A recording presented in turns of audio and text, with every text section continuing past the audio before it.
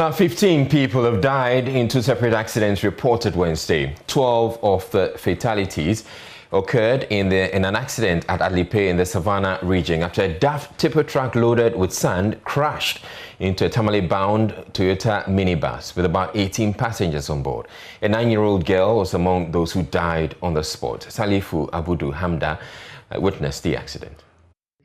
When it was raining, so in our bureau house, when we hear the sound on the roadside, two lorry cars have crashed each other.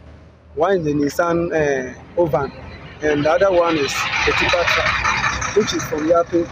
It was from Yape going to Tamale, and the other one was going to Kumasa. We don't know where it is, exactly where it is going. So when we came, we met the two cars, and they already crashed, and a lot of lives were lost. So immediately the accident happened, 11 people lost their lives. And the tipper driver, they sent him to the hospital. So this morning we hear that he also lost his life, making 12. And this is the main road. We complain a lot. Our Speaker of Parliament, it was on Thursday, that was 2019. Savannah region correspondent Isaac Nonya joins us with the very latest on this accident. Now, Isaac, how are those accident victims who were sent to hospital faring?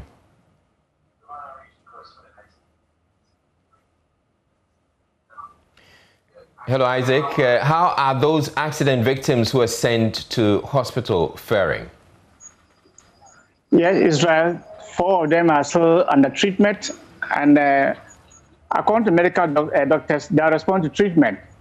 One other person, one alligator, who was treated and discharged, is currently with the family somewhere in Tambale, while the other 4 are still waiting to be discharged later on when they respond to treatment, according to doctors. All right, it's been suggested that there was a storm, and the storm may have contributed to this accident. What more can you tell us about that? Truly so. Between the hours of 7 and 8 p.m. last night, the two vehicles were moving from the opposite directions, two opposite directions. Then the Toyota's minibus, when we listened to police, it was lighter, though it was carrying passengers. So when it got to the accident scene, it was like the wind overpowered it and then pulled it from its lane into the outer lane where the tipper truck was coming. So the tipper truck, when it was loaded with sand, it was grounded on the ground, on the road, and it was on its rightful lane going. But once the minibus found its way there, that was when the head-on collision happened. And then the casualties all happened on the spot. We were also told that visibility was a problem, because of which the windstorm, both drivers, the tipper truck or the minibus, could see what was actually coming from each direction. All right. So the moment this one veer off, the police said that it was a dangerous driving in the sense that none of the two drivers could see what they were approaching. All right. And that was what happened. All right. Thank you very much, Isaac Nonya. Now, the other accident which happened at a traffic intersection near the Tesano police station involved a minibus that rammed into a stationary truck with a Togolese registration number carrying onions. 3 people are believed to have died. A rapid response team from the police and the ambulance service worked for close to an hour before they could retrieve the body of the driver, who was strapped behind the seat in the mangled vehicle.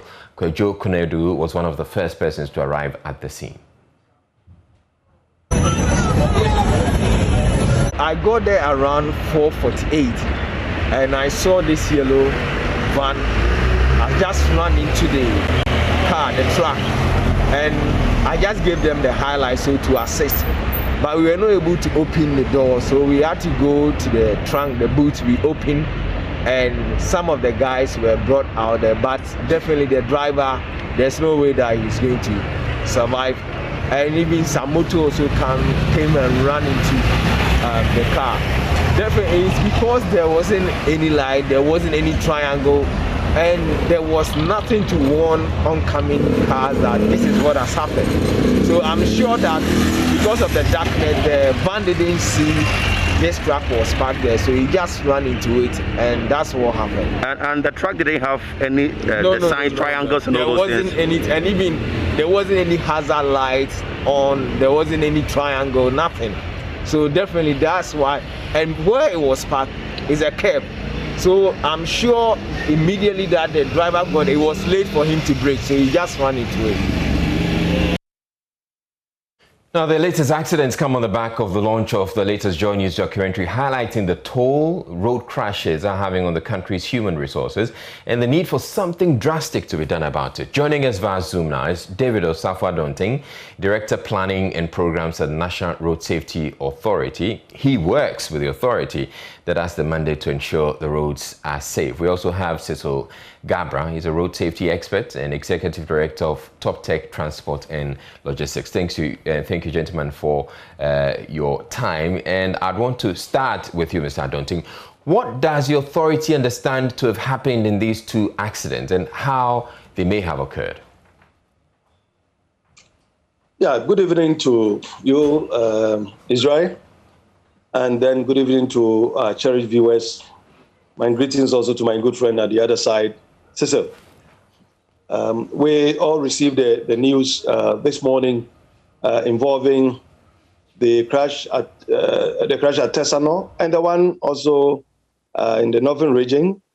There's another one too that we had in Cape Coast, the central region, where a vehicle knocked down one student from the UCC. I think that, we're talking about possibly deaths involving 14 persons. If the central region should add up, then perhaps we are talking about 15 persons in just 3 crashes. I think it's very worrying. We have not taken this particular incident very lightly. It's come at a point where we, as a nation, we are discussing the crashes that occurred this year from January to March, where we have already recorded 771 deaths, which we said is unprecedented because it happens to be the highest in the number of years for now.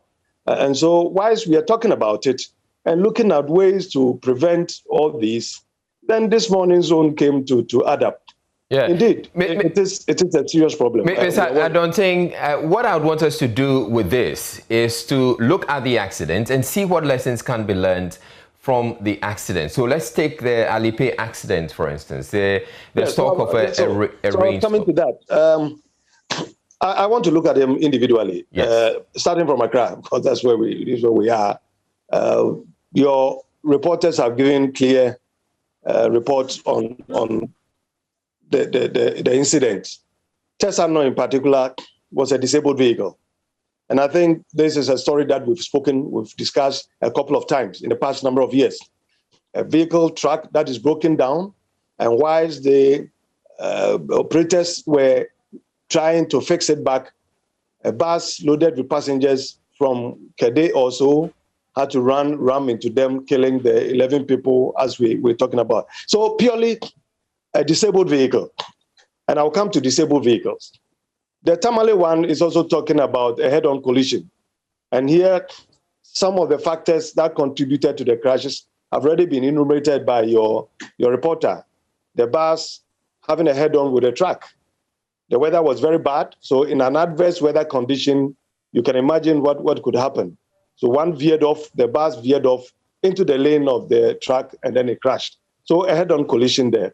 So if you put all this together, you could see that we have a problem that relates with the individuals. I'm talking about people who sit behind steering wheels. There are rules and regulations governing the use of the road. And I think these are very clear regulations that we have been talking about all the time. My good friend Cecil has been on a couple of platforms with me. And we always come about the indiscipline on the part of our drivers.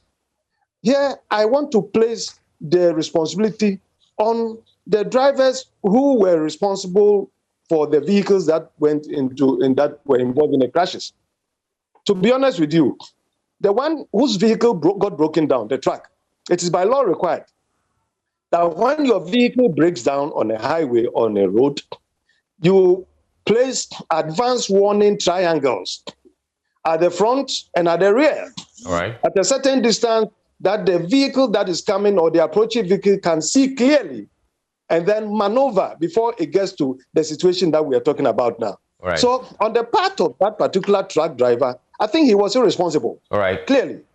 Indeed. Right. We can also look at the one who came and rammed into the truck.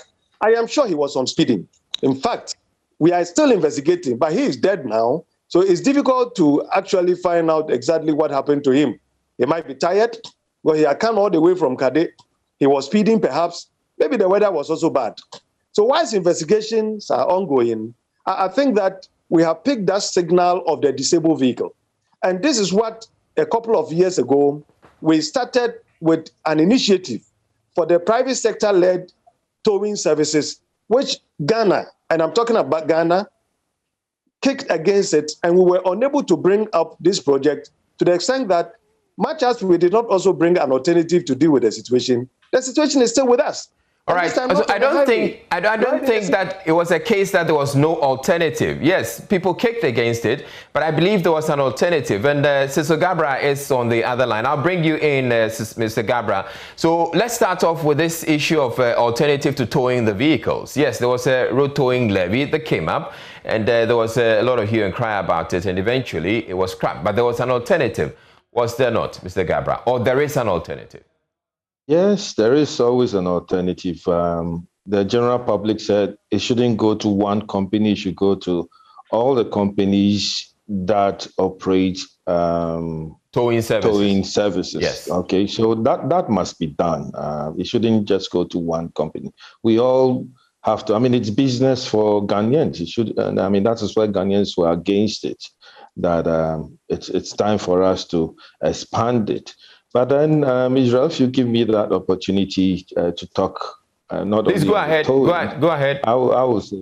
I will say we are always talking about road crashes when it happens. I believe a lot more deaths have occurred without counting the numbers. I mean, look at today, for instance. I don't think you mentioned 14. I mean, this is quite serious.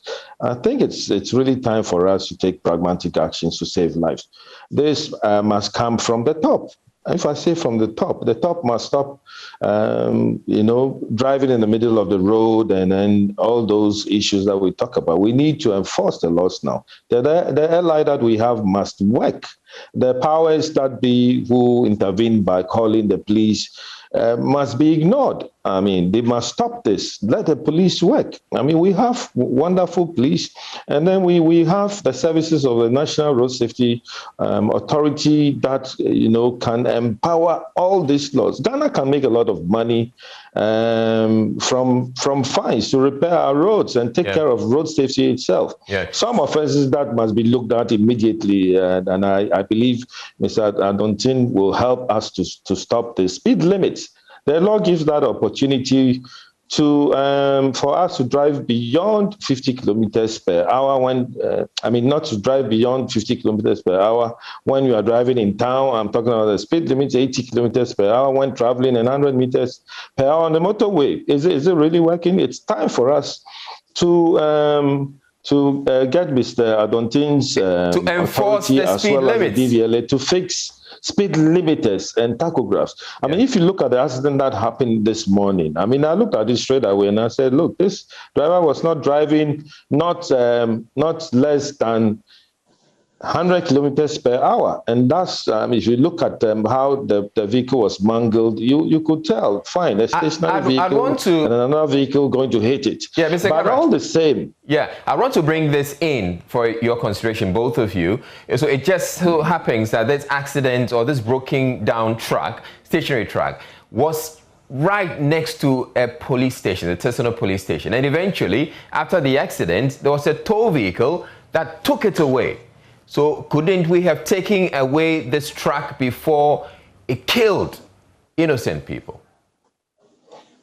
Well, I think that Cecil and my good friend Israel, the police station, it could happen right in front of the police station, even within the police yard. Yes. The capacity now, it's not there.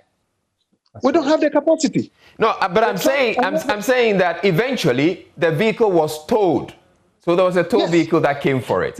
Couldn't that same tow vehicle come for it before? Somebody it is somebody's. In fact, I tend to agree with my good friend Cecil. I think that we should begin now to stop talking about the problems. Action. The problems we have over the past number of years discussed the problem a lot. The problems have been defined. In fact, in recent times, when multimedia, your own said Kwame Boateng, had to premiere the crash documentary, you could see clearly that the problems in Ghana, as far as road safety is concerned, clearly defined. So we should stop talking about the problems. Noted. Otherwise, it will end up becoming the talk shop once again. We are talking about the same things all around. We need solutions now. I want to be part of the solution this time. And the solutions rest, I believe, with the National Road Safety Authority. Because 90% of the drivers that we have are all the cause. I mean, it is not the vehicle's problem. It is coming from 90% of the drivers. Okay. So, thank you very much.